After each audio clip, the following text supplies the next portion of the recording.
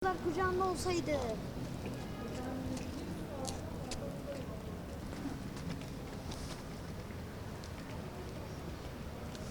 Esselamu Aleyküm. Sınavla alakalı şunları söyleyebiliriz. Bu bizim toplumumuza bakış açısını değiştirecek sınavlardan biri bence. Şimdi biz nasıl çocuklarımızı spora, sanata, herhangi bir faaliyete yönlendiriyorsak, toplumsal gelişimlerini de sağlamak için ahlaki değerlerinin ön plana çıkması için mutlaka ama mutlaka bu eğitimlerin verilmesi gerekiyor. Neden verilmesi gerekiyor?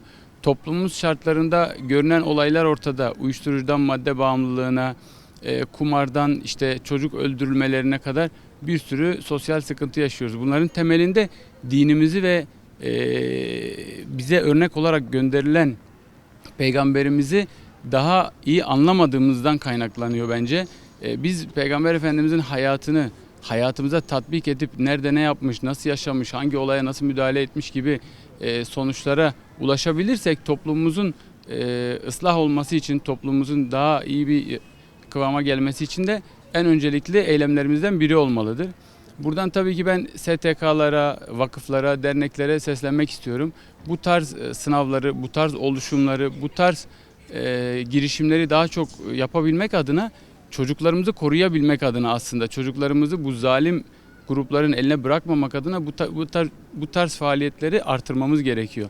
Neden? Çocuklarımız en güzel örnek olan Resul-i Ekrem sallallahu aleyhi ve sellemin hayatını benimseyip özümsediği zaman birçok fenalıktan, kötülükten korunacak.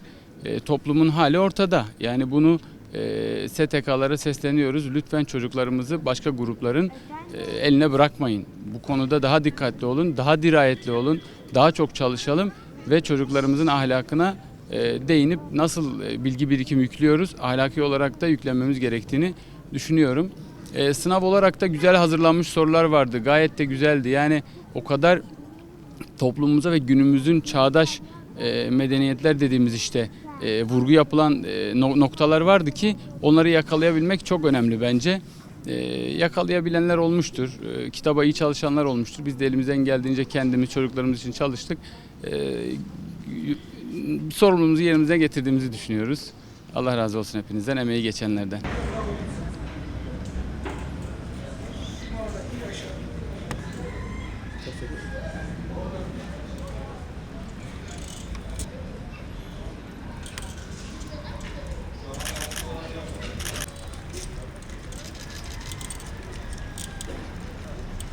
Merhaba, benim ismim Muhammed Baki Demir. Ben 13 yaşındayım. Doğuştan artrogriposis multiplex hastasıyım. Ve ben de kendimi geliştirmek amacıyla bu sınava katıldım. Ve kendim çalışarak sınava hazırlandım. Ailemin desteği sayesinde sınava hazırlandım ve bugün sınavıma girdim. Sınav soruları genel kültüre bağlı sorular içeriyordu. Yine de kitapla ilgili sorular vardı ve benim için biraz zorlayıcı bir sınav oldu. Fakat bence herkesin denemesi gereken bir sınavdı. Yani bu benim böyle bir sınava ikinci kez girişim. Benim için tekrar güzel bir deneyim oldu. İnşallah güzel sonuçlar bekliyorum. Seneye de sizlerin katılmanızı beklerim. Yani bu yarışmaya girip kazanamayanların üzülmemesi gerekiyor aslında. Yine o slogana bakarak şunu söylemek gerekirse. En azından kazanamasak da o kitabı okuyarak yine bir sürü bilgi öğrenmiş oldum ben. Hayatıma bir sürü bilgi katmış oldum. Bunun için bu da benim için çok güzel bir fayda oldu. Yani yarışma benim için aslında bir bilgi almak için güzel bir zamandı. Onların zorluklarını gördüm ve onları örnek aldım. Yani şu anda tüm isteklerimiz yapılıyor evde. O kitabı okurken yani üzüldüm, duygulandım açıkçası. O yüzden de onları örnek alıyorum.